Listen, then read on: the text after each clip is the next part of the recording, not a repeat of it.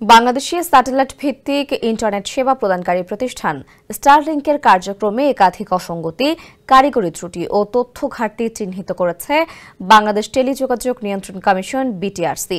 কমিশনের পরিদর্শনে প্রতিষ্ঠানের অফিসে কোনো দাপ্তরিক কার্যক্রমের অস্তিত্ব মেলেনি, মনিটরিং টুল সঠিকভাবে কাজ করছে না এবং বিদেশি গ্রাহকদের সেবা প্রদানে গাইডলাইন অনুসরণ না করার ইঙ্গিত পাওয়া গেছে।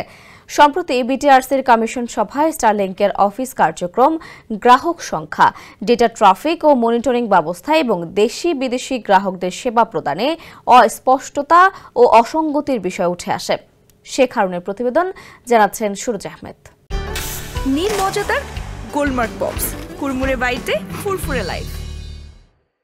গত 20 মে আনুষ্ঠানিকভাবে বাংলাদেশে কার্যক্রম শুরু করলেও গ্রাহকদের কাছে খুব বেশি সাড়া ফেলতে পারেনি স্টারলিংক। বিটিআরসিতে জমা দেওয়া স্টারলিংকের তথ্য অনুযায়ী গত 30 সেপ্টেম্বর পর্যন্ত স্টারলিংকের মোট গ্রাহক সংখ্যা দাঁড়িয়েছে 1862। এর মধ্যে 1251টি রেসিডেন্সিয়াল গ্রাহক। এদিকে স্টারলিংকের নিবন্ধিত অফিসও কার্যত অচল পেয়েছে বিটিআরসি। সরেজমিন পরিদর্শনে যাওয়া প্রতিনিধি দলের প্রতিবেদনে বলা হয়েছে, স্টারলিংকের অফিসে দাপ্তরিক, প্রশাসনিক বা অপারেশনাল কোনো কার্যক্রম কিংবা কোনো ধরনের কারিগরি স্থাপনা পরিলক্ষিত হয়নি। অর্থাৎ অফিস থাকলেও সেখানে কোনো কার্যক্রম পরিচালিত হচ্ছে না। এদিকে কাঙ্ক্ষিত গেটওয়েও স্থাপন করতে পারেনি স্টারলিংক। প্রতিষ্ঠানটি বাংলাদেশে গেটওয়ে স্থাপন ও কার্যক্রমের বিষয়ে বিটিআরসিকে জানিয়েছে তারা গত 8 আগস্ট থেকে প্রাথমিকভাবে অপারেশনাল কার্যক্রম শুরু করেছে। এখন পর্যন্ত গাজীপুরের কালিয়াকৈর এবং যশোর ও রাজশাহীতে গেটওয়ে স্থাপন করা হয়েছে। পাশাপাশি সৈয়দপুর, কক্সবাজার, সিলেট ও কুমিল্লায় নতুন গেটওয়ে স্থাপনের পরিকল্পনা রয়েছে। অবশ্য গ্রাউন্ড স্টেশন স্থাপন হলেও এর কার্যকারিতা নিশ্চিত নয় নিয়ন্ত্রণ সংস্থা বিটিআরসি। গত 13 ও 16 আগস্ট স্টারলিংকের অবকাঠামো যাচাইয়ের জন্য পরিদর্শনে যায় বিটিআরসির প্রতিনিধি দল। পরিদর্শনের সময় স্টারলিংকের কোনো প্রতিনিধি না থাকায় গেটওয়েগুলো পুরোপুরি কার্যকর কিনা তা নিশ্চিত হতে পারেনি বিটিআরসি। এছাড়া স্টারলিংক বাংলাদেশে স্থাপিত গেটওয়ে কিংবা অন্য দেশের গেটওয়ে ব্যবহার করে তাদের ট্রাফিক সঞ্চালন করছে কিনা তাও স্পষ্ট নয়। আইন মেনে তথ্য আদান প্রদানের বিষয়টিও নিশ্চিত হতে পারেনি বিটিআরসি।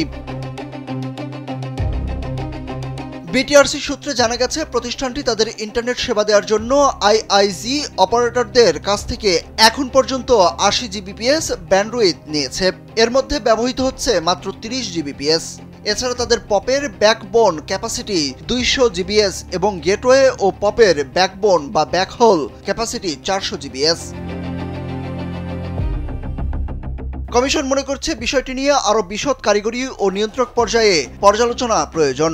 কমিশন সিদ্ধান্ত নিয়েছে এসব আইপিএলসি এবং আনফিল্টার্ড আইপি ব্যবহারের মাধ্যমে কোনো বাংলাদেশি গ্রাহককে সরাসরি সেবা দেওয়া হবে না।